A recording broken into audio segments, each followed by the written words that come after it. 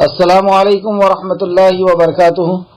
الحمد للہ ان الحمد للہ نحمده ونستعینه ونستغفره ونعوذ باللہ من شرور انفسنا ومن سیئات اعمالنا من يهده الله فلا مضل له ومن يضلل الله فلا هادي له واشهد ان لا اله الا الله واشهد ان محمدا عبده ورسوله.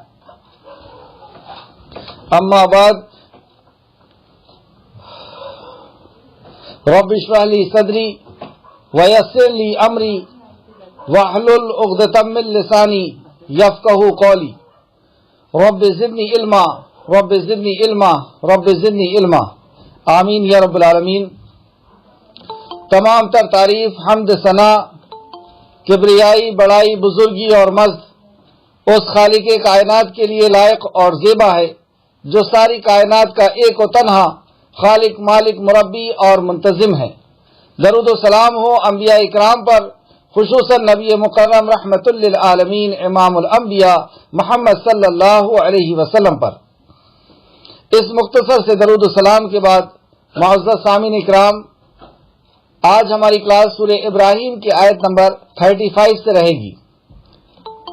اللہ رب العزت سے دعا ہے کہ جو دعا ابراہیم علیہ السلام نے اور اس دعا کو پڑھ کر کے نبی کریم صلی اللہ علیہ وسلم نے جو دعا مانگی اپنی امت کے لیے، ہم سب کو اس میں شمار کر لے، اس میں ہمیں شامل فرما لے. آمین یا رب العالمین.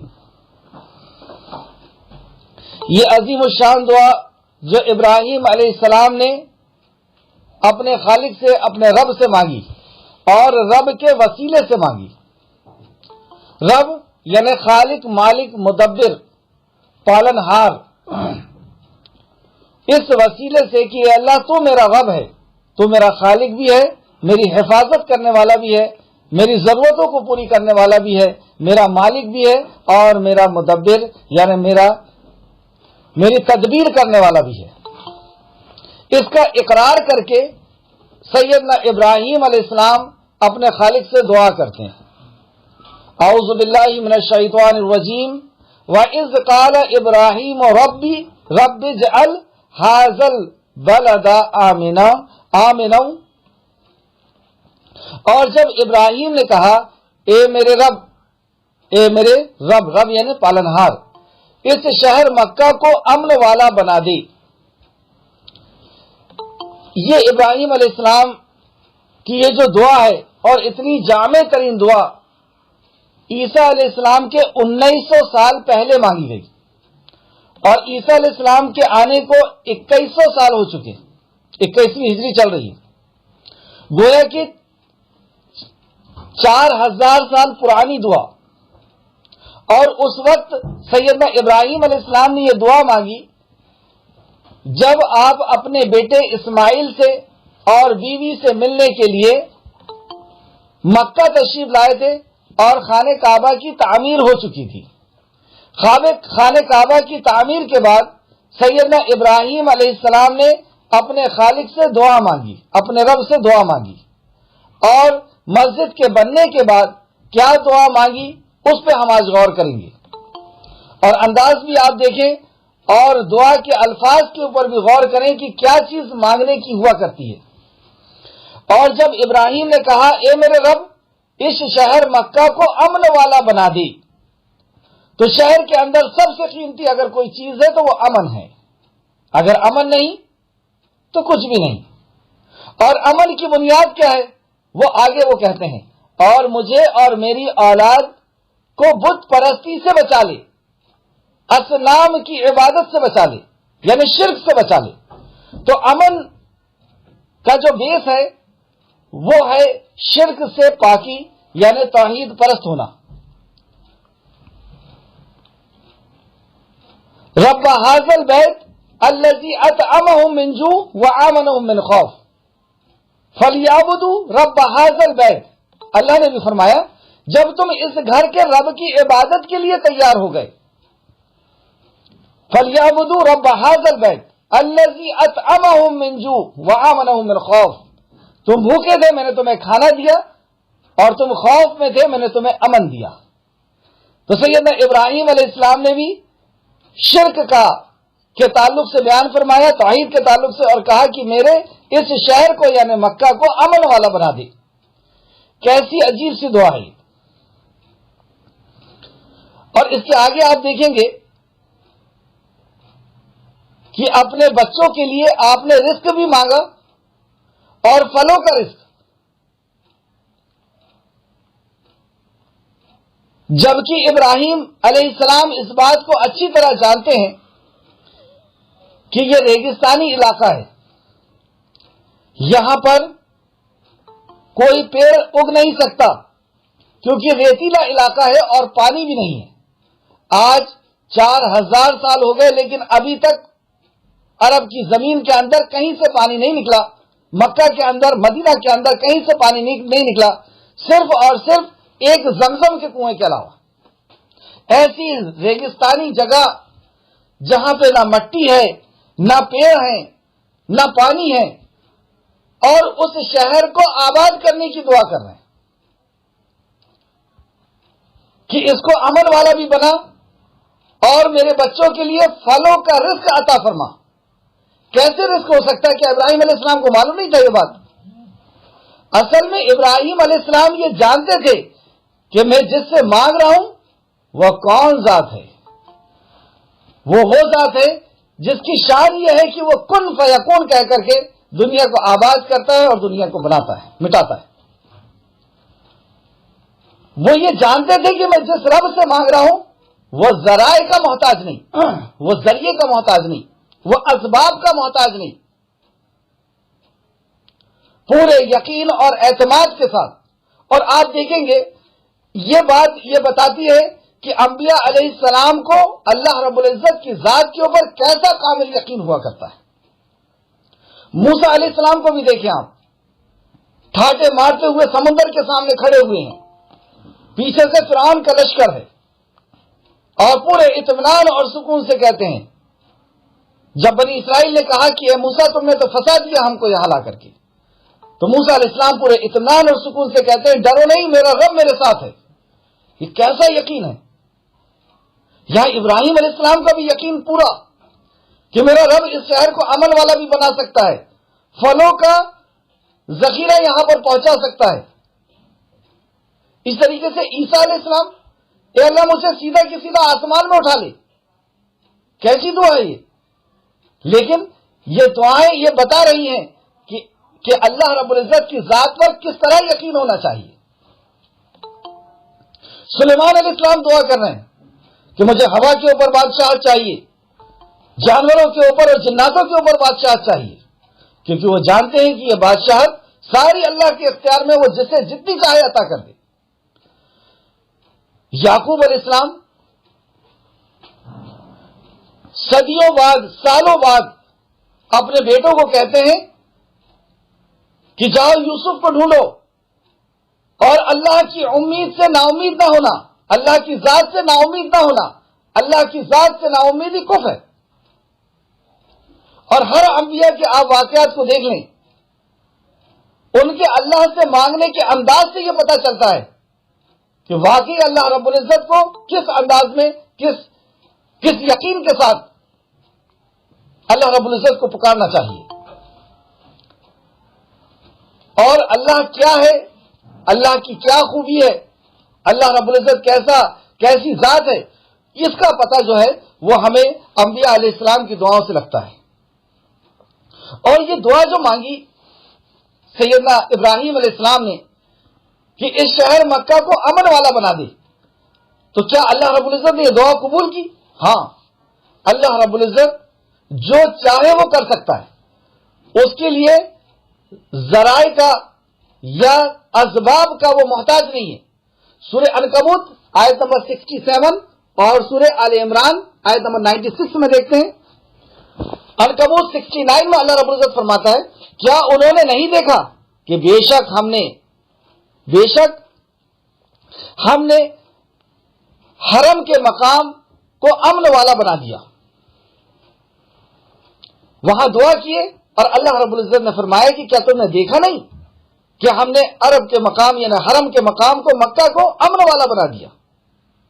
سورہ آل عمران آیت نمبر 96 اور 97 میں اللہ فرماتا ہے بے شک اللہ کا پہلا گھر، بے شک اللہ کا پہلا گھر جو لوگوں کی عبادت کے لیے بنایا گیا، مقرر کیا گیا تھا، وہی ہے جو مکہ میں ہے، جہاں جہان والوں کے لیے برکت۔ دیکھیے اللہ کے نبی نے موسیٰ ابراہیم علیہ السلام نے صرف امن مانگا تھا، لیکن جب عطا کرتا ہے اللہ رب العزت تو بڑھا کر کے عطا کرتا ہے۔ ہم جتنا مانگتے ہیں اس سے زیادہ ہمارا خالق ہمیں عطا کرتا ہے۔ ابراہیم علیہ السلام نے امن مانگا، لیکن اللہ رب العزت یہاں پہ کیا فرماتا ہے؟ جہان والوں کے لیے برکت بھی رکھ دی اللہ رب العزت نے، اور ہدایت دو چیز اور ایکسٹرا دے دی کہ برکت بھی رکھ دی ہم نے اس گھر میں، اور ہدایت بھی رکھ دی، مطلب وہاں کے دیکھنے سے، وہاں کی عبادت اور وہاں کی ہر چیز میں اللہ نے ہدایت رکھ دی، ایمان کو بڑھانے کا ایک ذریعہ بنا دیا۔ اس میں واضح نشانیاں ہیں، اس میں کئی چیزیں ایسی ہیں جو اللہ رب العزت کی معرفت کی نشانی، اللہ رب العزت کے پہچان کی، اللہ رب العزت کے قربت کی نشانیاں۔ اور مقام ابراہیم ہے، ابراہیم علیہ السلام جس چٹان پہ کھڑے ہو کر کے، جس پتھر پہ کھڑے ہو کر کے خانہ کعبہ کی تعمیر کرتے تھے، اس جگہ کو، اس پتھر میں اللہ کے نبی ابراہیم علیہ السلام کے پیروں کے نشان بھی ہے۔ تو مقام ابراہیم، اور دوسرا جگہ مقام ابراہیم سے مراد کیا ہے کہ جہاں پہ ابراہیم علیہ السلام مصلی تھا، ابراہیم مصلی، کہ جہاں ابراہیم علیہ السلام کھڑے ہو کر کے نماز ادا کیا کرتے تھے۔ اللہ اکبر! اس گھر کے پاس جب جائیں تو ہمیں لگتا ہے کہ یہی وہ جگہ ہے جہاں پہ اسماعیل علیہ السلام بھی اس میں طواف کیے تھے، ابراہیم علیہ السلام نے بھی طواف کیے تھے، یہاں پہ نماز پڑھی تھی، نبی کریم رحمت للعالمین امام الانبیاء محمد صلی اللہ علیہ وسلم نے بھی یہاں پہ طواف کیا تھا، یہاں پہ نمازیں ادا کی تھی، یہاں پہ ابوبکر صدیق، عمر فاروق، عثمان غنی، علی اور بھی صحابہ اکرام اور ایسے ائمہ، جیسے نبی کریم صلی اللہ علیہ وسلم نے فرمایا کہ میں نے عیسیٰ کو خانہ کعبہ میں دیکھا کہ وہ طواف کر، مطلب اللہ نے اللہ کے نبی عیسیٰ علیہ السلام کو، نبی کریم صلی اللہ علیہ وسلم کو خواب میں دکھایا تھا۔ تو بہرحال اللہ رب العزت کے ایسا عظیم الشان گھر کہ جہاں کے پہ جانے کے بعد ایمان تازہ ہوتا ہے، یہ سارے انبیاء کی اور صحابہ اکرام کی یاد آتی ہے۔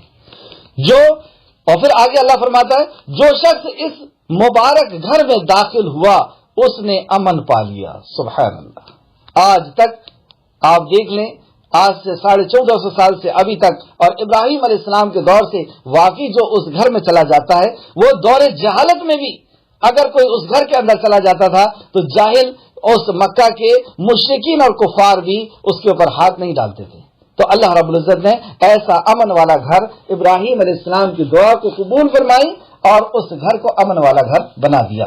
اور امن یہ بہت بڑی نعمت ہے ایک انسان کے لیے۔ آگے دیکھتے ہیں، اور جب ابراہیم، تو سب سے پہلی دعا کیا مانگی؟ امن کی دعا مانگی، جو آج ہماری زندگی سے جا چکا ہے۔ تو ہمیں کیا نصیحت ملی اس یہاں تک کے ٹکڑے سے کہ ہم اللہ رب العزت سے پورے یقین کے ساتھ دعا کریں، کہ اللہ رب العزت کی ذات کو خیال میں رکھ کر کے دعا کریں کہ ہم مانگ کس سے رہیں، جس کو کسی سے مشورہ کرنے کی ضرورت نہیں، جس کو دینے کے لیے، جس کے خزانے میں دیکھنے کی اس کو ضرورت نہیں، اس کا خزانہ ایسا ہے کہ وہ کتنا ہی ہزاروں سالوں سے دنیا کو بنایا ہے، وہ دے رہا ہے، صبح سے شام تک خرچ کر رہا ہے، اس کے خزانے میں کوئی کمی نہیں ہوئی۔ اور ہم جس سے مانگ رہے ہیں اس سے فل پورے کانفیڈنس کے ساتھ، یقین کے ساتھ اس سے دعا کریں، اور یہ نہ کہیں کہ اللہ تو اگر دے سکتا ہے تو دے دے، نعوذ باللہ، استغفر اللہ۔ اللہ سے پورے یقین کے ساتھ کہ اللہ تو جو چاہے وہ عطا کر سکتا ہے۔ تو اللہ رب العزت سے اس آیت سے ہمیں سمجھ میں آیا کہ ہم اللہ رب العزت کی ذات کو ذہن میں رکھ کر کے اس سے دعا مانگیں۔ اور جب ابراہیم نے کہا اے میرے رب اس شہر مکہ کو امن والا بنا دے، ذرا تصور کریں آپ کہ آج سے 4000 سال پہلے مکہ کی کیا حالت ہوگی، چاروں طرف ریگستان،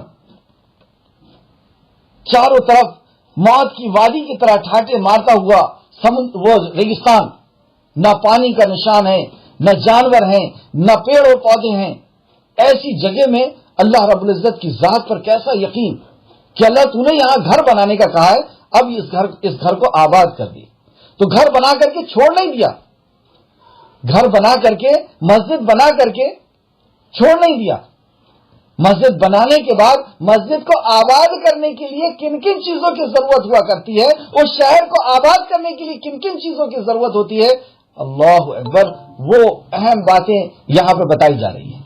کہ ایک شہر کے لیے، ایک مسجد کے لیے، آبادی کے لیے کن چیزوں کی سب سے پہلے امن کی ضرورت ہے، اور امن دینے والا کون ہے؟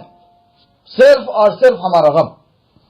تو اے میرے رب، اس شہر کو امن والا بنا دے، اور مجھے اور میری اولاد کو بتوں کی پرستش سے بچا لے۔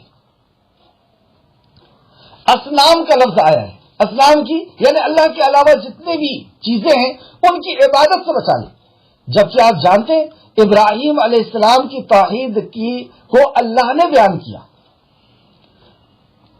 آپ کی توحید اتنی جامع توحید تھی، اتنی بہترین توحید تھی کہ اللہ کہتا ہے کہ میرا ابراہیم حنیف تھا، وہ ساری دنیا سے کٹ کر کے، باطل معبود سے کٹ کر کے ایک اللہ کا ہو گیا تھا۔ ابراہیم کو خلیل کہا اللہ نے۔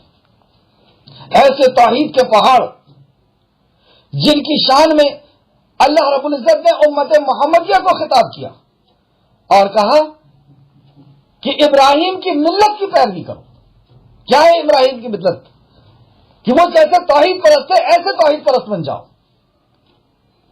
وہ توحید کا پہاڑ کہ بچپن سے لے کر کے اپنی ساری عمر تک جنہوں نے توحید کے علمبردار رہے، اپنے گھر کو چھوڑ دیا، اپنے والدین کو چھوڑ دیا، آگ میں جانا مناسب سمجھا، آگ میں جل جانا مناسب سمجھا، بہتر سمجھا، شہر سے نکال دیا جانا بہتر سمجھا، کئی دیشوں کے سفر کیے، لیکن کہیں پر بھی شرک سے اور توحید سے، شرک سے کمپرومائز نہیں کی۔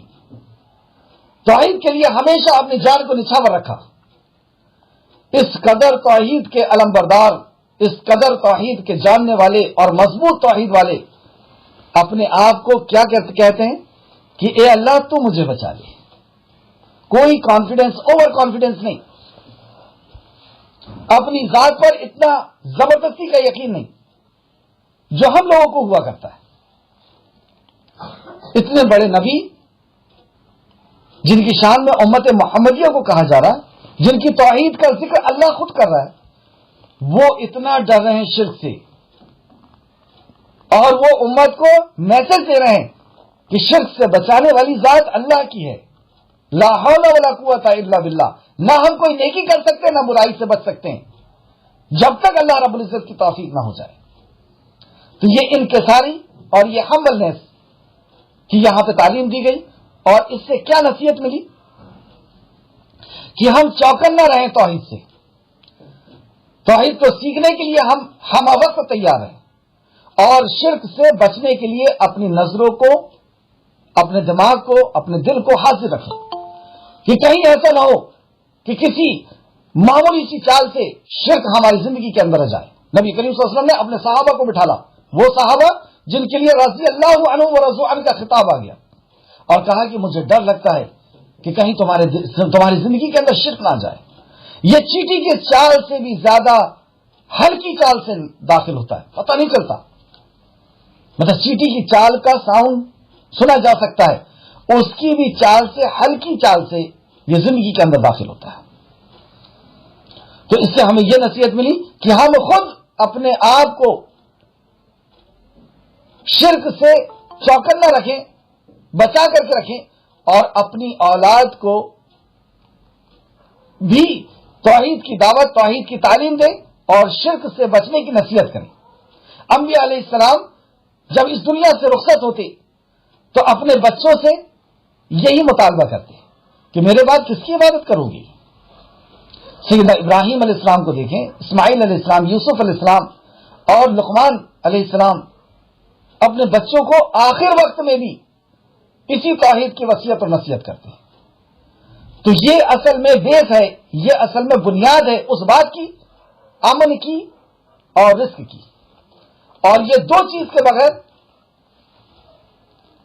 زندگی کے اندر زندگی انسان کی جو ہے نا جانور سے بھی بدترین ہو جائے گی اگر امن نہیں رہا اور رزق نہیں رہا تو۔ آج ہم دیکھ سکتے ہیں ہندوستان میں مسلمانوں کی کیا حالت ہے، نہ امن ہے اور نہ رزق ویسا ہے جیسا ہونا چاہیے۔ تو یہ دو چیزوں کی بنیاد کیا ہے؟ توحید ہے۔ اس کے پہلے میں نے آیت سنا چکا ہوں، فَلْيَعْبُدُوا رَبَّ هَٰذَا الْبَيْتِ۔ تم جب اس گھر کے رب کی عبادت کے لیے تیار ہوگے، توحید کے لیے تیار ہو جاؤ گے، ایک رب کے ہونے کے وجود کے لیے اور اس کے وحدانیت کے لیے جب تم تیار ہو جاؤ گے تو تمہیں خوف سے بھی نجات ملے گی اور رزق بھی ملے گا. اس کے بغیر اللہ رب العزت کی محافظت کی کوئی گارنٹی نہیں. تم اللہ کے حق کو پامال کرو گے تمہارے حقوق کو بھی پامال کر دیا جائے گا. تو یہاں سے ہمیں یہ سیکھنے کو ملا کہ ہم توحید کے لیے بہت زیادہ اپنے آپ کو تیار رکھیں اور شرک سے بچنے کی کوشش کریں اور مجھے اور میری اولاد کو بتوں کی پرستش سے بچا لے. دعا پر پورا دھیان رکھیں گے کہ دعا کے ایک ایک لفظ کیا ہیں ابراہیم علیہ السلام کے، جسے اللہ رب العزت نے قیامت تک آنے والے مسلمانوں کے لیے ایک آئیڈیل، ایک نمونہ، ایک سیمپل کے طور پر دے دیا کہ دیکھو میرا خلیل ایسی دعا کرتا تھا. آگے کہتے ہیں اے میرے رب، اے میرے پالنہار، اے میرے خالق مالک مدبر، بے شک انہوں نے بہت سے لوگوں کو گمراہ کیا ہے.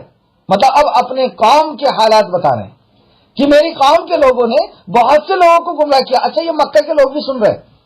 مکہ کے لوگ وہ جن کے جد امجد خود ابراہیم علیہ السلام ہے اور اسماعیل علیہ السلام ہے، وہ بھی سن رہے ہیں بات کو، انہی کو سنایا جا رہا ہے. اور اے میرے رب بے شک انہوں نے بہت سے لوگوں کو گمراہ کیا ہے. ہر دور میں نبی کے خلاف ایک بڑی ٹیم رہی ہے جو لوگوں کو گمراہ کرتی ہے. پھر آگے کیا فرماتے ہیں؟ پھر جو میری اتباع کرے تو یقیناً وہ میرا ہے. یہ نہیں کہا کہ جو مجھ سے محبت کرے اور جو میرا نام آئے تو جھوم جائے اور نعرے بازی کرے، یہ سب نہیں کہا. یہ سب بات کی چیز ہے. اصل ہے محبت، اصل ہے اطاعت. اگر اطاعت ہے تو یہ اس بات کا دلیل ہے. اطاعت یعنی پیروی کرنا، حکم پر چلنا. اگر اطاعت ہے تو یہ اس بات کی دلیل ہے کہ محبت ہے. اس بات کی دلیل ہے کہ اس کے لیے سب سے بڑا نعرہ اللہ کے دین کا نعرہ ہے، اور اس بات کی دلیل ہے کہ وہ جھومے گا اس کے نام کے آنے کے بعد. اس کی روح، اس کا جسم، ہر چیز حرکت کرے گا. اور اگر اطاعت نہیں ہے تو ساری باتیں جھوٹی ہیں. تو کیا کہا؟ پھر جو میری اتباع کرے تو یقیناً وہ میرا ہے. تو جو اتباع کرے گا وہی اصل میں انبیاء کا ماننے والا ہے، وہی نبی کریم صلی اللہ علیہ وسلم کا ماننے والا. اللہ نے فرمایا اطیعوا اللہ واطیعوا الرسول ولا تبطلوا اعمالکم. اللہ کی اطاعت کرو، اللہ کے نبی کی، اور اپنے عمل کو برباد مت کرو. پھر اس کے بعد فرماتے ہیں اب یہ تو ایک وہ ٹیم ہو گئی جو مطیع اور فرمانبردار تھی. اب دوسری، اور جو میری نافرمانی کرے، جس نے انکار کر دیا، انبیاء کی نافرمانی کی، آپ کے اوپر الزامات لگائے، آپ کو جھوٹا کہا اور کئی برے القاب سے نوازے، ان کے لیے کہہ رہے ہیں اور جو میری نافرمانی کرے تو بلا شبہ تو غفور اور رحیم ہے. اللہ اکبر. جو تکذیب کر رہا ہے، جو نقصان پہنچا رہا ہے، جو مار رہا ہے، جس نے آگ میں ڈال دیا، ہر دیش کے اندر آپ کو پریشان کیا گیا، لیکن کیا کہہ رہے ہیں؟ اے اللہ جو میری نافرمانی کرے تو بلا شبہ تو غفور اور رحیم ہے. اس کے بعد بھی زبان سے بد دعا نہیں نکل رہی اپنی امت کے لیے. یہ ہے ایک دائی جو اپنی امت سے، جو اپنے مدعو سے اس قدر محبت کرتا ہے. ہم لوگ کیا کرتے ہیں؟ ہم لوگ سرٹیفکیٹ لے کر کے نکلتے ہیں، کافر، منافق، مشرک، اپنے آپ کو غرور کے اندر پھولا پھلاتے ہوئے اور نکلتے ہیں، اور یہ تو مشرک ہے، یہ تو کافر ہے، یہ تو منافق ہے، یہ فتوے بانٹتے ہوئے چلتے ہیں. اور انبیاء کس قدر محبت کو لے کر کے چل رہے ہیں. اور کسی کو اگر نہیں سمجھ میں آ رہی یہ بات، نہیں قبول کر رہا ہے، تو اپنے آپ کو ملامت کر رہے ہیں کہ ہم سمجھا نہیں پائے، ہم سمجھا نہیں پائے. موسیٰ علیہ السلام نے یہی تو کہا تھا کہ اللہ مجھے اور ہارون کو معاف کر دے. کیوں اپنے اوپر لے رہے ہیں کہ مجھے معاف کر دے؟ وہ ہارون سمجھا نہیں پایا ان کو گائے کی عبادت سے، سمجھا نہیں پایا. اچھا یہ اس دعا کو ہم پڑھ کر کے یہاں سے نکل جائیں گے. کون سی دعا؟ پھر سے دیکھیں. اے میرے رب بے شک انہوں نے بہت سے لوگوں کو گمراہ کیا ہے، مطلب وہ خود بھی گمراہ ہے، دوسروں کو بھی گمراہ کیا ہے. پھر جو میری اتباع کرے تو یقیناً وہ میرا ہے، مطلب جو کم لوگ میری اتباع کریں گے وہ میرے ہیں. اور جو میری نافرمانی کرے تو بلا شبہ تو غفور و رحیم ہے. یہ کہہ کر کے ہم نے پڑھ کر کے آگے نکل گئے، لیکن نبی رحمت صلی اللہ علیہ وسلم یہاں سے آگے نہ نکل سکی، اور آپ بیان فرماتے ہیں. اور کیا بیان فرماتے ہیں؟ تفسیر ابن کثیر جلد نمبر 3 صفحہ نمبر 486. اور اسے جو ہے کئی احادیث میں یہ حدیث آئی ہے.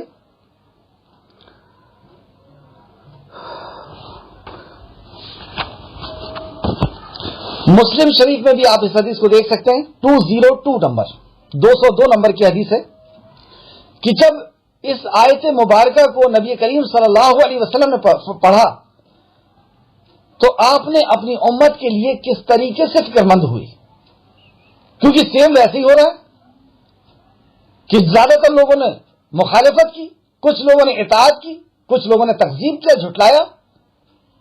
تو ان کے لیے نبی مکرم نے کیا فرمایا؟ عبداللہ بن عمر رضی اللہ عنہ سے روایت ہے کہ رسول کریم صلی اللہ علیہ وسلم نے اللہ تعالیٰ کا فرمان جو ابراہیم علیہ السلام کے بارے میں تلاوت فرمائی، مطلب ابراہیم علیہ السلام کے بارے میں جو یہ آیت نازل ہوئی کہ انہوں نے یہ دعا کی، تو یہ دعا نبی کریم صلی اللہ علیہ وسلم نے تلاوت فرمائی. کیا تلاوت فرمائی؟ اے میرے پروردگار، انہوں نے بہت سے لوگوں کو گمراہ کیا. مطلب ابراہیم علیہ السلام کے الفاظ کو نبی کریم صلی اللہ علیہ وسلم بیان کر رہے ہیں. اے میرے پروردگار، انہوں نے بہت سے لوگوں کو گمراہ کیا ہے. پھر جس شخص نے میرا کہاں مانا تو یقیناً وہ میرا ہے.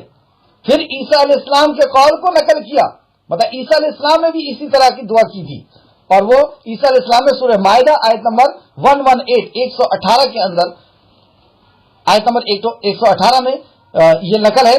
اور اگر تو انہیں عذاب دے، مطلب عیسیٰ علیہ السلام بھی کیا کہتے ہیں؟ جنہوں نے میری تکذیب کی ہے، مجھے جھٹلایا ہے، اگر تو انہیں عذاب دے تو بے شک وہ تیرے ہی بندے ہیں، اور اگر تو انہیں بخش دے تو بے شک تو ہی نہایت غالب اور بڑی حکمت والا ہے. مطلب عیسیٰ علیہ السلام بھی اپنی اس امت کو جو آپ کو سولی دینے کے لیے، جو آپ کا مرڈر کرنے کے لیے، جو آپ کو ختم کرنے کے لیے روزانہ ڈھونڈ رہے ہیں، پلاننگیں کر رہے ہیں، سازشیں کر رہے ہیں، ان کے لیے عیسیٰ علیہ السلام کے یہ تاثرات ہیں کہ اللہ یہ تو تیری امت ہے، یہ اللہ تیرے بندے ہیں، اگر تو چاہے تو انہیں معاف کر دے، اور تو چاہے تو جو چاہے جو وہ کر سکتا ہے، تو غالب ہے اللہ. تو یہ تلاوت فرمائی نبی کریم صلی اللہ علیہ وسلم نے، یہ دونوں انبیاء کی ان دعاؤں کو بیان فرمایا. اور پھر نبی کریم صلی اللہ علیہ وسلم کیا کہتے ہیں؟ اور پھر آپ نے دونوں ہاتھوں کو بارگاہ الہی میں اٹھایا، اپنے خالق کے سامنے اٹھایا، اور کہتے ہیں اللہم امتی، اللہم امتی، اللہم امتی، اے اللہ میری امت کو معاف فرما دے، اے اللہ میری امت کو معاف فرما دے. اور رو رو کر کے یہ دعائیں کرنا شروع کر دی. دیکھ رہے ہیں آپ قرآن کو پڑھنے کا انداز. ہم بھی تو دائی ہیں، ہم نے کبھی پڑھ کر کے اس طریقے کے تاثرات ہمارے پیش ہوئے کہ جو ہماری تکذیب کر رہا ہے، جو ہمیں جھٹلا رہا ہے، جو ہمیں مار رہا ہے، جو ہمیں انکار کر رہا ہے، جو ہمیں ستا رہا ہے، ہم تو اس کے لیے بس فتوے بانٹنا اپنی شان سمجھتے.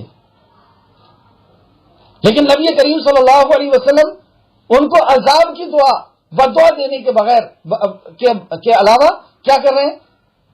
اللہ کے سامنے ہاتھ پھیلا رہے ہیں اور رو رو کر کے دعا کر رہے ہیں اللہم امتی امتی، اللہم امتی امتی، کہ اللہ میری امت میری امت. یعنی احساس یہ ہے کہ میری امت کو معاف کر دے، اللہ میری امت کو معاف کر دے، اور رو رہے ہیں، ہزاروں قطار رو رہے ہیں. اس کے بعد کیا ہوا؟ اللہ رب العزت نے جبریل امین کو حکم دیا، اے جبرائیل محمد صلی اللہ علیہ وسلم کے پاس جاؤ، اگرچہ تمہارا رب خوب جانتا ہے کہ وہ کیا مانگ رہے ہیں. اللہ تو بہتر جانتا ہے، اللہ تو دلوں کے حال کو جانتا ہے. اللہ نے جان لیا تھا کہ نبی مکرم کیا دعا کر رہے ہیں، لیکن اب یہ پورا واقعہ ہمیں بتانا تھا نا اللہ رب العزت نے، اور اپنے پیغام نبی کریم تک پہنچانا تھا اللہ رب العزت نے. تو اللہ رب العزت نے جبرائیل سے کہا کہ اے جبرائیل جاؤ محمد کے پاس، جبکہ میں سب جانتا ہوں، لیکن جو نبی کریم صلی اللہ علیہ وسلم کے پاس جاؤ، محمد صلی اللہ علیہ وسلم کے پاس جاؤ، اگرچہ تمہارا رب خوب جانتا ہے، لیکن پوچھو کہ کیوں رو رہے ہو. اللہ، جبرائیل جاؤ اور محمد صلی اللہ علیہ وسلم سے پوچھو کہ کیوں رو رہے ہو. جبرائیل علیہ السلام آپ کی خدمت میں حاضر ہوئے اور انہوں نے آپ سے پوچھا، تو آپ نے جو دعا کی تھی وہ بیان فرما دی. تو جبرائیل علیہ السلام کو بتا دیا کہ میں یہ آیت پڑھا اور اس کے بعد میں نے اللہ رب العزت سے دعا کیا کہ اے اللہ میری امت کو معاف کر دے، اے اللہ میری امت یعنی احساس یہ ہے کہ مجھے معاف کر دے، انہیں معاف کر دے. اور جبرائیل علیہ السلام نے جب بارگاہ الہی میں آ کر آپ کے طرف سے جواب پیش کیا، مطلب جبرائیل علیہ السلام فرشتوں کے سردار اللہ رب العزت کی خدمت میں حاضر ہوتے ہیں اور کہتے ہیں کہ نبی کریم صلی اللہ علیہ وسلم نے یہ دعا کی ہے، اپنی امت کے لیے پریشان ہے، اپنی امت کے لیے رو رہے ہیں، تیری بارگاہ میں ہاتھ اٹھا کر کے تجھ سے دعا کر رہے ہیں. تو اللہ تعالیٰ نے فرمایا جبرائیل محمد صلی اللہ علیہ وسلم کے پاس جاؤ اور ان سے کہو کہ ان کی امت کے بارے میں یقیناً ہم آپ کو خوش کر دیں گے اور ناراض نہیں کریں گے. مسلم شریف حدیث نمبر 202. کیا تسلی پہنچائی اپنے نبی کو روتا ہوا دیکھ کر کے امت کے لیے کہ جاؤ اس کو کہہ دو کہ ہم تمہاری امت کے لیے تمہیں خوش کر دیں گے، تمہیں ناراض نہیں کریں گے.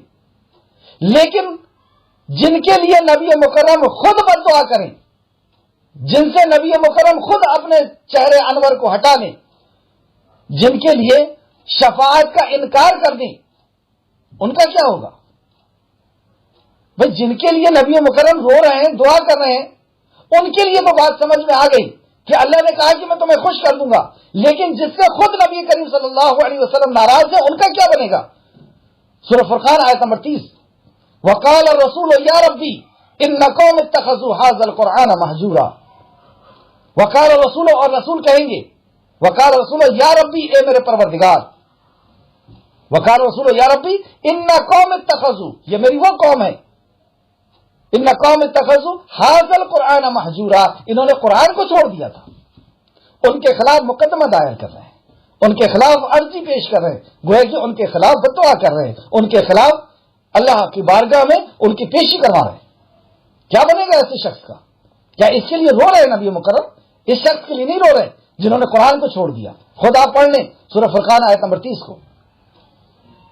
اس کے بعد کچھ لوگ آئیں گے حوض کوثر میں کوثر کو پینے کے لیے. نبی رحمت صلی اللہ علیہ وسلم دیکھیں گے کہ فرشتے انہیں روک رہے ہیں. نبی مکرم کہیں گے آنے دو، یہ میری امت کے لوگ ہیں. میں نے کیسے پہچان لیا؟ کیونکہ وضو کے نشان سے امت محمدیہ الگ پہچانی جائے گی. جہاں وضو کے نشان پانی لگا ہوگا وہ چیز چمکے گی. تو چمکنے سے پہچان لیا. نبی مکرم نے کہا کہ آنے دو، یہ میری امت کے لوگ ہیں.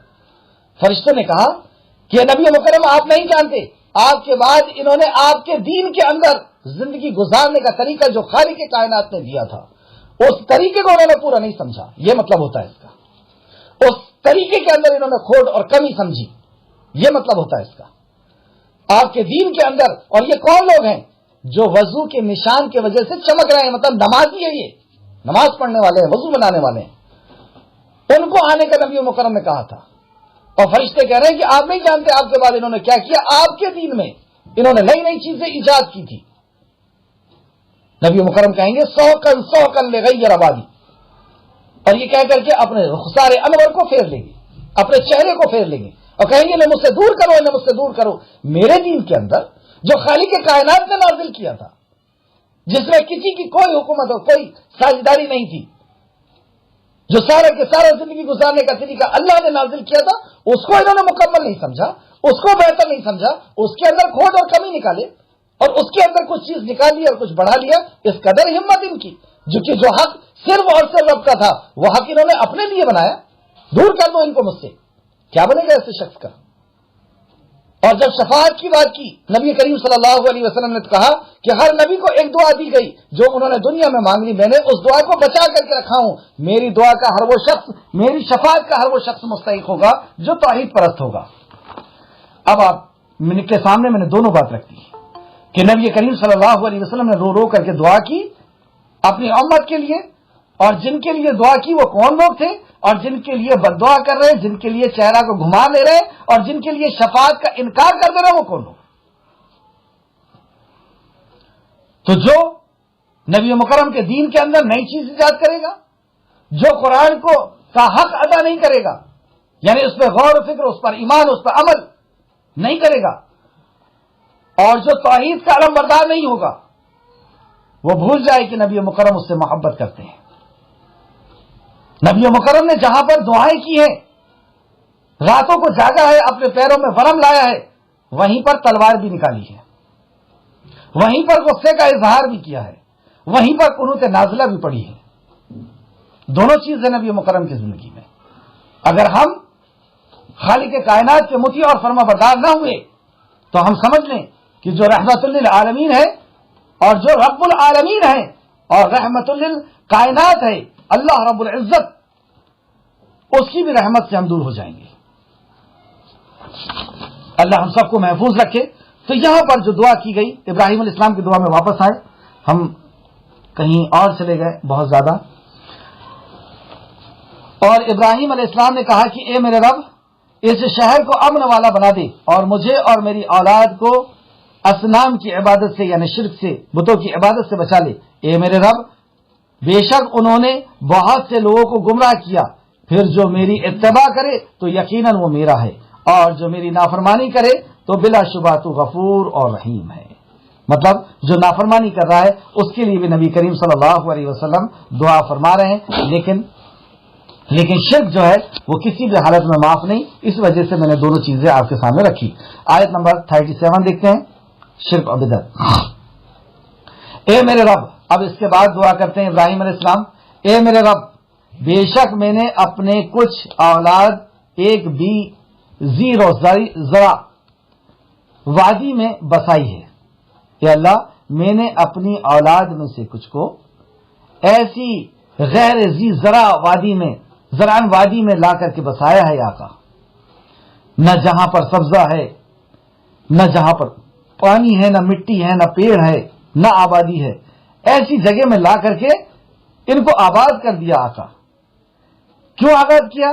تیرے محترم گھر کے پاس، یہاں پہ تیرا گھر ہے یہ ہمارے رب، تاکہ وہ نماز قائم کرے۔ اللہ اکبر۔ یہ وہ گھر ہے جو دنیا کے اندر سب سے پہلا بنایا گیا اللہ رب العزت کی عبادت کے لیے۔ تو ابراہیم علیہ السلام کہہ رہے ہیں کہ یہاں پہ لا کر کے میں نے اپنے بچوں کو آباد کیا۔ کیوں کیا ہے؟ تاکہ وہ تیرے گھر کی کو آباد کرے۔ کیا سبق ملا؟ اس سے بہت اہم سبق ملا کہ ہم اپنے گھر کو، اپنے بچوں کو آباد وہاں کریں جہاں پر مسجد ہو، جہاں وہ اپنے رب کی عبادت کے لیے جا سکیں سکون اور اطمینان کے ساتھ، جہاں پہ آذان کی آواز آ سکے۔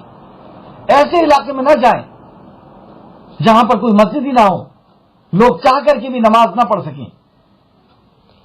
اللہ رب العزت کی رحمت یہیں پہ اترتی ہے اور یہیں سے ڈسٹریبیوٹ ہوتی ہے مسجد سے۔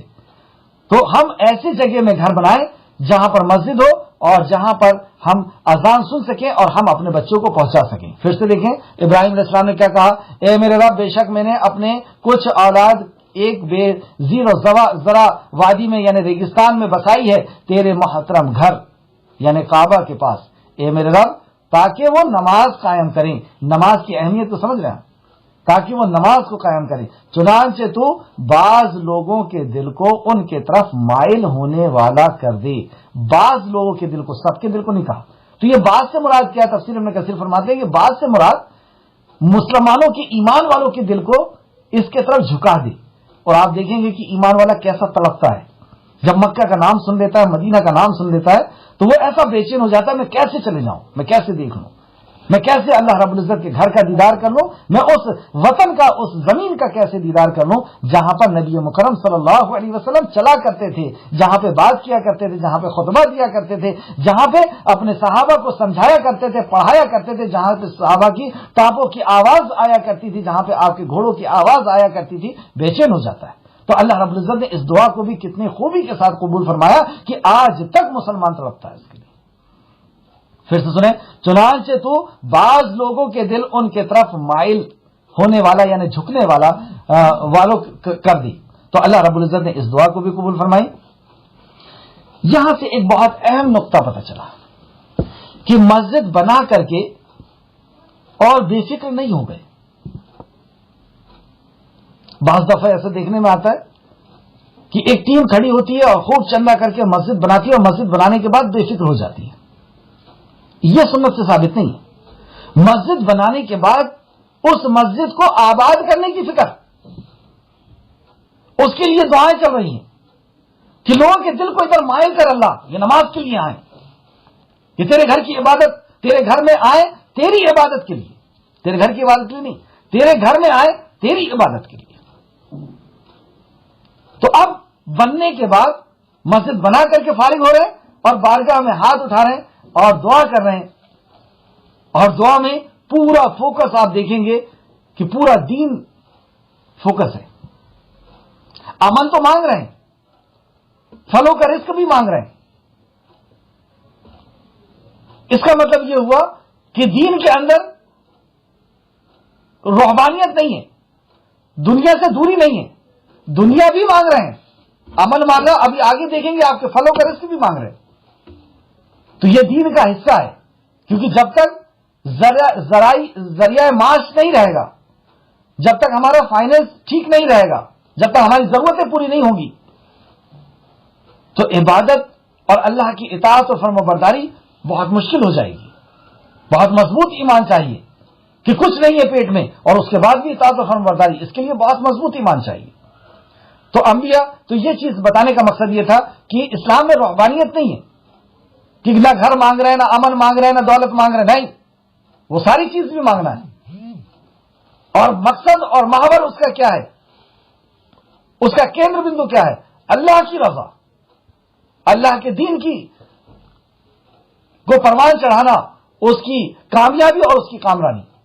تو یہاں پہ فوکس کیا ہے کہ گھر بنا کر کے فری نہیں ہوئے دماغی طور پر، اس کو آباد کرنے کی اب فکر میں لگ گئے، اور آباد کرنے کے لیے اپنے آپ کو محتاج ہی سمجھ رہے ہیں، اے اللہ تو آباد کر دے۔ اور اب محنت چلے گی، اب کوششیں ہوں گی، اب لوگوں کو بتایا جائے گا کہ وہاں جانا ہے، وہاں پر حج ہے، ایسا وغیرہ وغیرہ۔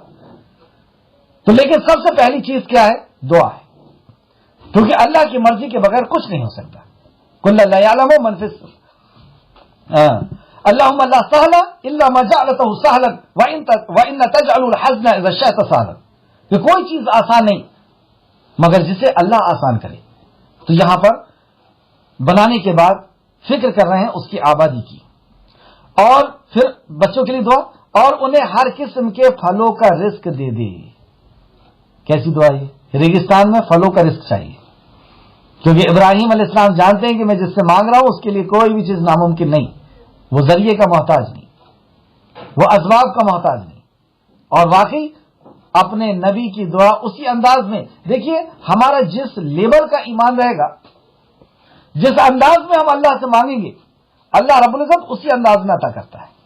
آج بھی پھل نہیں ہوتا وہاں، لیکن بڑی منڈیوں میں سے ایک منڈی ہے عرب، اور وہاں پر پورے دنیا کا پھل اکٹھا ہوتا ہے اور وہاں سے پوری دنیا میں ڈسٹریبیوٹ ہوتا ہے۔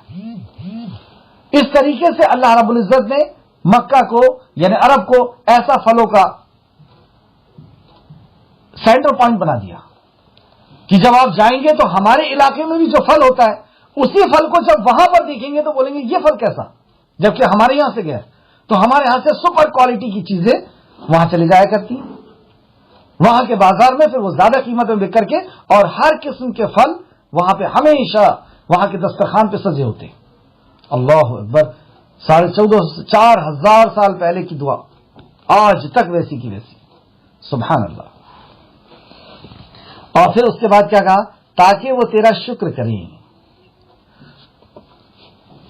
سورہ قصص کو ہم دیکھتے ہیں، سورہ قصص اس تعلق سے کہ پھلوں کا رزق اللہ رب العزت نے کیسے دیا۔ سورہ قصص آیت نمبر 57، سورہ نمبر 28 ہے، اور آیت نمبر 57، کیا ہم نے ان کو حرم میں جو امن کا مقام ہے جگہ نہیں دی، جہاں ہر قسم کے پھل پہنچائے جاتے ہیں، اگائے جاتے نہیں کہا، ابھی بھی کیا کہہ رہا اللہ؟ پہنچائے جاتے ہیں، مطلب سارے دیشوں سے وہاں پہنچایا جاتا ہے۔ رزق ہمارے طرف سے ہے، اور فرمایا اللہ نے، اور یہ رزق ہمارے طرف سے، اللہ کی طرف سے یہ رزق کا انتظام۔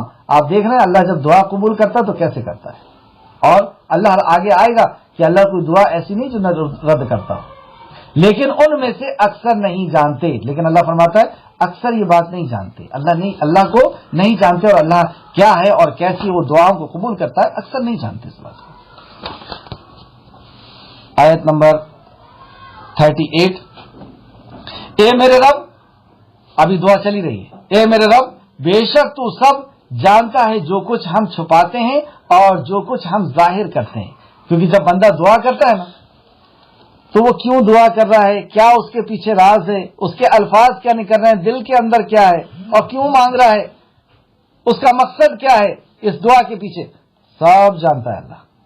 اس لیے اب کچھ اندر کی بات چل رہی ہے کہ اللہ میرے دل میں جو ہے نا وہ تو جانتا ہے کہ میں کیوں آباد کرانا چاہ رہا ہوں اس شہر کو, کیوں فلو کا رزق مانگتا ہوں, کیوں امن مانگتا ہوں.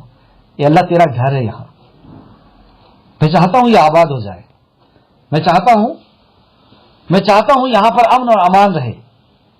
یعنی اللہ کے دین کو لوگوں تک پہنچانے کے لیے یہ فکر, سبحان اللہ, کہ ایسی بنجر علاقے میں اور ایسی جگہ میں اس کو واقعی آپ دیکھیں کہ اللہ نے اس کو کیا سے کیا بنا دیا اس شہر کو. یہ میرے رب بے شک تو سب جہانوں میں جو کچھ ہے, اے ہمارے رب بے شک تو سب جانتا ہے جو کچھ ہم چھپاتے ہیں اور جو ظاہر کرتے ہیں, اور زمین اور آسمان میں کوئی چیز اللہ سے مخفی نہیں, سب جانتا ہے آقا. تو چلے یہ بھی جان دیا اللہ نے.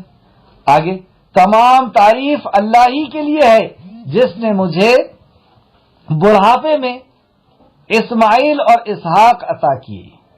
اسماعیل کے 13 سال کے بعد اسحاق ہوئے ہیں. اسماعیل حضرت حاجرہ علیہ السلام سے اور اسحاق حضرت سارہ علیہ السلام سے. تو یہاں پر اب نعمت کا ذکر کر رہے ہیں کہ ایسا نہیں ہے کہ میں ابھی تجھ سے مانگ رہا ہوں, اس کے پہلے بھی میں نے مانگا تھا آقا اور تو نے عطا کیا تھا. تو نے مجھے ضعیفی کے عالم میں, بڑھاپے کے عالم میں مجھے 2 اولادیں عطا فرمائی ہے, اور ایسی ویسی اولادیں نہیں,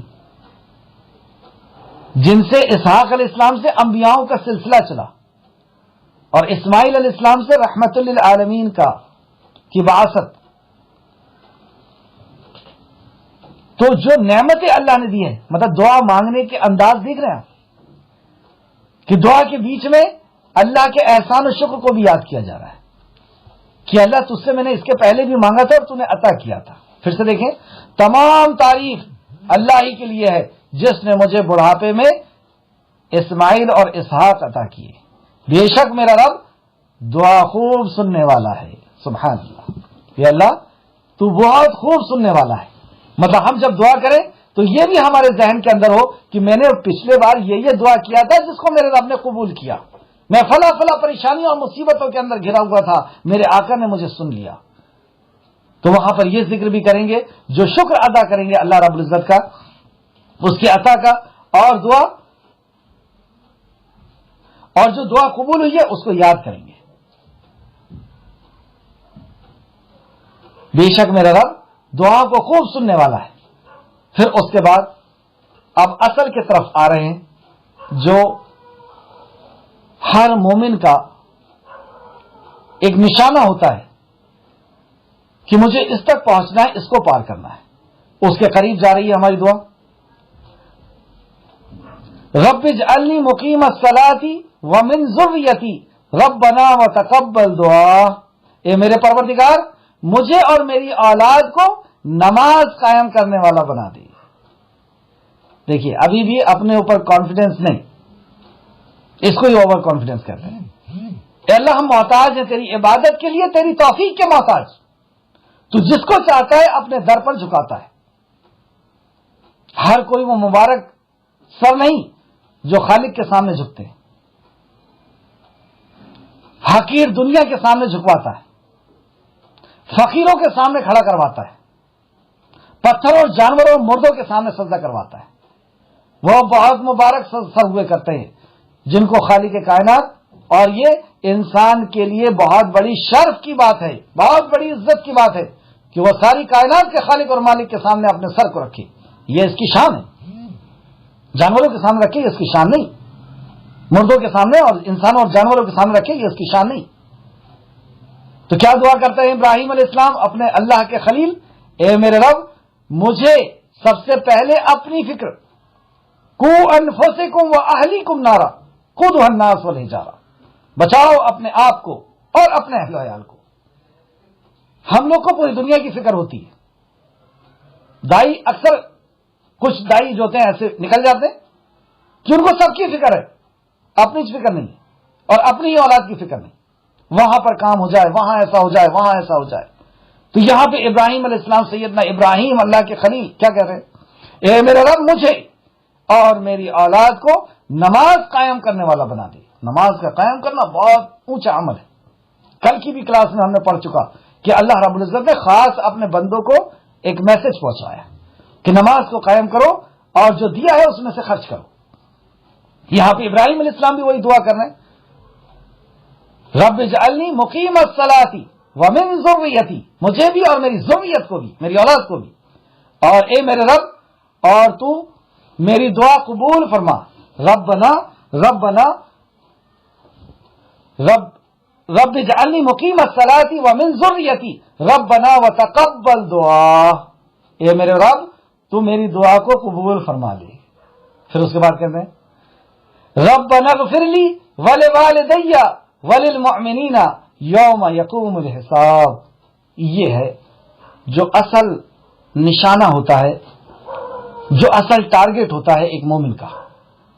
اے میرے رب جس دن حساب قائم ہوگا، ربنا اغفر لی ولوالدی، اس دن میرے والدین کو، مجھے، اور جب حساب قائم ہوگا اس دن مجھے، وہاں پر بھی سب سے پہلی اپنی فکر، مجھے اور میری اولاد کو، اور اس کے بعد اولاد کو اور تمام مومنوں کو معاف فرما دے آقا۔ اب حشر کے میدان کی فکر، اب اپنے انجام کی فکر کہ دنیا تو کیسے بھی کر کے نپٹ جائے گی، چلی جائے گی، لیکن جب حساب قائم ہوگا تو اے آقا مجھے بچا لے، میری اولاد کو بچا لے اور مومنوں کو بچا لے۔ تو یہاں جب ہم مومنوں کا ذکر کریں گے تو ہمارے ذہن کے اندر وہ سارے ہمارے عزیز و رشتہ دار جو نانا ہے، دادا ہے، چاچا ہے، بابا ہے، جو بھی ہیں، وہ سب ہمارے ذہن کے اندر جائیں گے کہ ان مومنوں کو بچا لے آقا۔ کیا دعا ہے؟ رب اجعلنی مقیم الصلاۃ ومن ذریتی ربنا وتقبل دعا، ربنا اغفر لی ولوالدی وللمؤمنین یوم یقوم الحساب، یوم یقوم الحساب، یوم یقوم الحساب۔ آمین۔ رب اجعلنی مقیم الصلاۃ ومن ذریتی ربنا وتقبل دعا، ربنا اغفر لی ولوالدی، یا اللہ ہمارے والدین کو، ربنا اغفر لی ولوالدی وللمؤمنین، اے اللہ جو ہمارے مومن جا چکے، وللمؤمنین یوم یقوم الحساب، حساب و کتاب کے دن معاف فرما دے۔ اے اللہ ہمیں، ہمارے والدین کو اور ہمارے عزیز و اقارب کو جو مومن ہیں جو دنیا سے جا چکے، اے اللہ اس عذاب کے دن، اس حساب و کتاب کے دن ان سب کو معاف فرما دے۔ آمین یا رب العالمین۔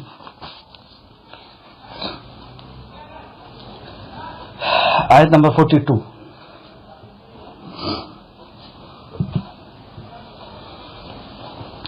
اور اے نبی کریم صلی اللہ علیہ وسلم، آیت نمبر 42، اور اے نبی کریم صلی اللہ علیہ وسلم آپ مت خیال کریں کہ اللہ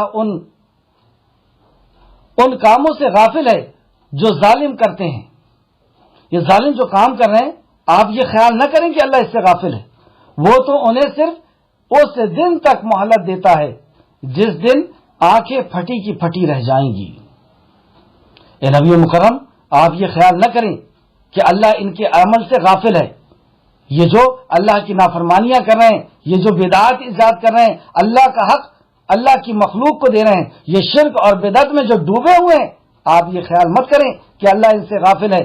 یہ تو انہیں اس وقت تک مہلت دے رہا ہے جب آنکھ پھٹی کی پھٹی رہ جائے گی۔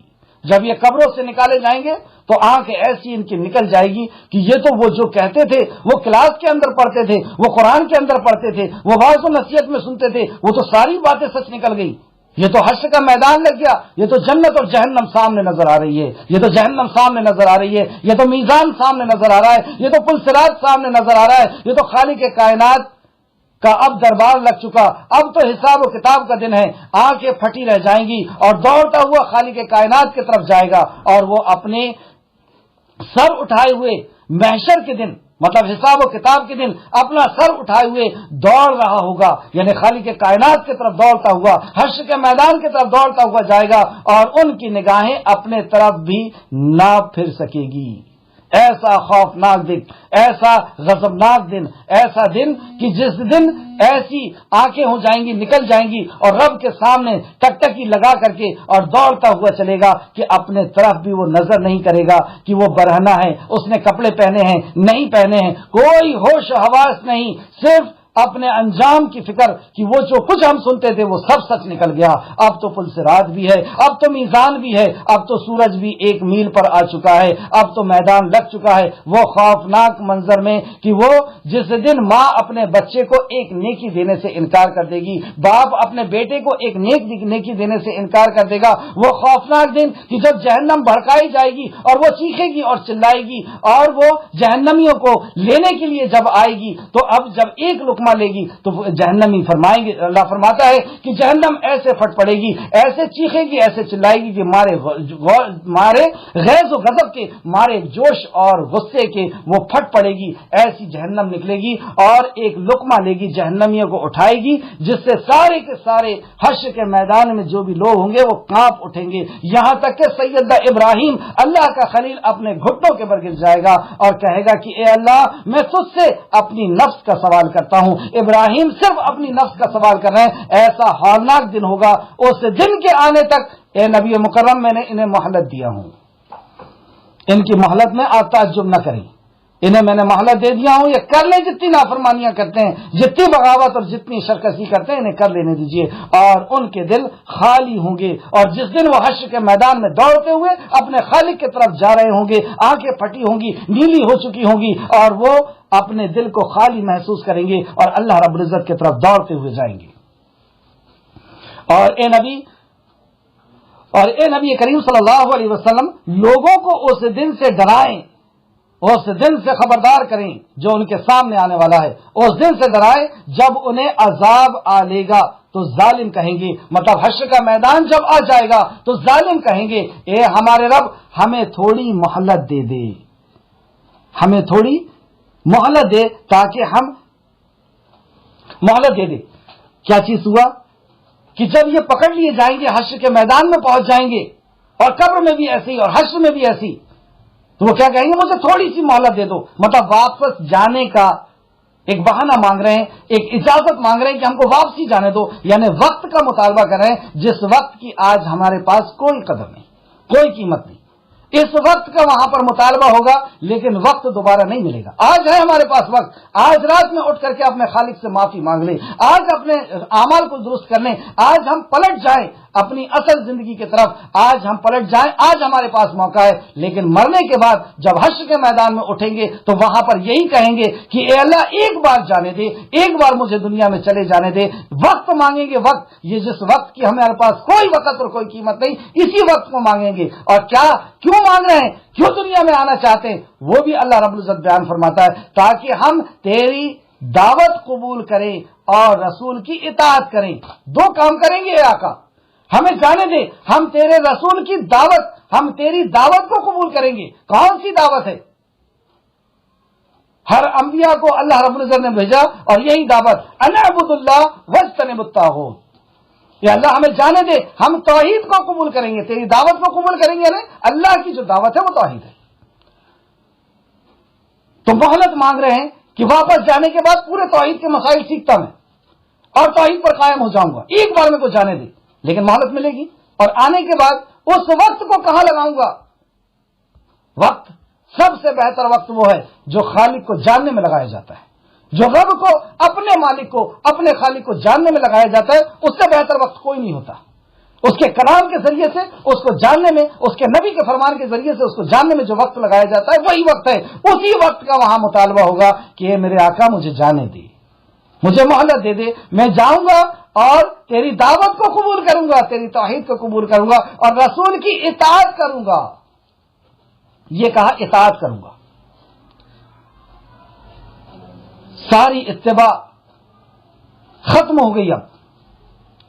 اب وہ یہ نہیں کہہ رہا کہ میں جا کر کے اپنے نفس کی اطاعت کروں گا، اپنے معاشرے کی اطاعت کروں گا، اپنی ذاتی اور برادری کی اطاعت کروں گا، اپنے ریتی رواج کی اور اپنے خود ساختہ بنائے ہوئے گروپ کی اطاعت اور فرما برداری کروں گا، کیا کہے گا؟ مجھے جانے دے، میں صرف تیرے نبی کی اطاعت کروں گا۔ آج بلایا جاتا ہے آ جاؤ اللہ کے کلام کی طرف اور محمد کے فرمان کی طرف صلی اللہ علیہ وسلم، تو یہاں پہ کہتا ہے میرے مسلک میں چلتا ہے کہ نہیں چلتا؟ میرے ہاں ایسا ہوتا ہے کہ نہیں ہوتا؟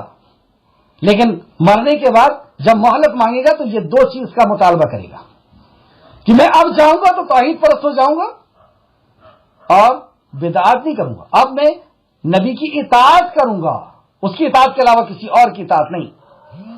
اور اس سے کہا جائے گا، لیکن اس دن کیا کہا جائے گا؟ اس سے مہلت نہیں دی جا رہی، کیا تم اس سے پہلے قسمیں نہیں کھاتے تھے کہ تمہارے لیے کوئی زوال نہیں؟ مطلب جب نبی تم کو دعوت دیتے تھے تو تم بہت اکڑتے تھے اور کہتے تھے ہمارے لیے کوئی زوال نہیں ہے، ہمارے لیے کوئی بربادی نہیں ہے، ہمارے لیے کوئی خاتمہ نہیں ہے، ہمارے لیے کوئی حساب کتاب نہیں ہے، اور نبی کو یہ دھتکارتے تھے اور کہتے تھے کہ جب ہم مر جائیں گے تو ہماری ہڈیاں بوسیدہ ہو جائیں گی، سوکھ جائیں گی، ختم ہو جائیں گی، اس وقت کیسی واپسی؟ اس طریقے کے تانے مارا کرتے تھے۔ تو وہ سب اللہ رب العزت اس دن یاد دکھائے گا کہ تم کیا کیا کرتے تھے، اور تم ان لوگوں کے رہنے کی جگہ میں آباد تھے جنہوں نے اپنے آپ پر ظلم کیا تھا۔ مطلب تم ایسی جگہ میں رہتے تھے جس کے پہلے لوگ آئے تھے اور بادشاہت کی تھی، لیکن جب اللہ رب العزت کے ساتھ ظلم کیا تو ہم نے اسے تباہ اور برباد کیا، لیکن اس کے بعد بھی تمہیں عقل نہیں آئی اور تم پر واضح ہو چکا تھا، مطلب تمہارے اوپر کھل کے آ چکا تھا، واضح ہو چکا تھا کہ ہم نے ان سے کیا سلوک کیا۔ دیکھ لیں ہم بادشاہوں کے ساتھ، ہندوستان کے بادشاہوں کے ساتھ اللہ نے کیا سلوک کیا، یہی آباد تھے نا، ہم ان کی جگہ میں آباد ہیں۔ اللہ نے بادشاہت دی تھی لیکن خود اپنا دین پیدا کر رہے ہیں، دین الہی کہتا ہے اس کو، ضد الہی اپنے آپ کو کہا اکبر نے کہ میں اللہ کی پرچھائی ہوں۔ اللہ کی پرچھائی ہے یہ، اللہ نے ایسا نصف نابود کیا کہ خاندان کا بھی پتہ نہیں، اس کی جگہ میں ہم آباد ہیں۔ اتنی بڑی چیز ہمارے سامنے، ہمیں نصیحت نہیں حاصل ہو رہی، ہمیں کچھ ہوش نہیں آ رہا، تو اللہ وہاں پہ یاد دلائے گا کہ تمہارے پاس ہسٹری بھی تھی، وہ وقت کے معزز سے مسلمان ہو کر ہم ذلیل و خوار ہوئے تاریخ قرآن ہو کر، اور ہم نے تمہارے لیے مثالیں بیان کی تھی، ہم نے تمہارے لیے تو اگزامپل بھی دیے تھے، کئی قسم کے اگزامپل دیے تھے، اور یقیناً وہ اپنی چالیں چل چکے اور ان کے سب چالیں اللہ کے پاس ہیں، اور ان کی چالیں ایسی نہ تھی کہ ان کی وجہ سے پہاڑ ہل جاتے، مطلب ان کی جو چالیں ایسی نہ تھی کہ اللہ کی تقدیر کو کچھ ہلا سکتی۔ اللہ رب العزت سے دعا ہے کہ جو کچھ بھی ہم نے پڑھا اس میں ہمیں مزید غور و فکر کرنے، اس پر ایمان لانے اور عمل کرنے کی توفیق اور رفیق عطا فرمائے۔ نبی رحمت صلی اللہ علیہ وسلم نے جو اپنی امت کے لیے دعا کی، اے آقا اس دعا میں ہم کو شامل فرما دے۔ اے اللہ، نبی مکرم نے رو رو کر کے دعا کی اپنی امت کے لیے، اے اللہ ان امتوں میں ہمیں شامل فرما لے، اے اللہ ہمیں بدعات سے بچا لے تاکہ ہم نبی کے غضب سے بچ سکیں، اے اللہ ہم تیرے غضب سے بچ سکیں، اے اللہ ہمیں قرآن کا پابند بنا دے، اے اللہ ہمیں قرآن کا حقوق ادا کرنے والا بنا دے تاکہ ہم نبی مکرم کی اس دن کی پیشی سے، اس دن کی بددعا سے، اس دن کی نفرت سے ہم بچ سکیں جو وہ کہیں گے وقال رسول یا ربی ان قوم اتخذوا ھذا المہجورا۔ اے اللہ ہمیں توحید پرست بنا دے تاکہ ہم نبی مکرم کی شفاعت کے مستحق بن جائیں، اے اللہ ہمیں توحید پرست بنا دے، اے اللہ ہمیں قرآن کا دائی اور شہدائی بنا دے، ہمیں قرآن کا حقوق ادا کرنے والا بنا دے، اے اللہ ہمیں بدعات سے بچنے والا بنا دے، اے اللہ ہمیں بدعات سے بچنے والا، تیری سنتوں کو جاننے والا، تیری سنتوں پہ عمل کرنے والا بنا دے، اے اللہ ہمیں توحید پرست بنا دے۔ آمین یا رب العالمین۔ السلام علیکم ورحمۃ اللہ وبرکاتہ۔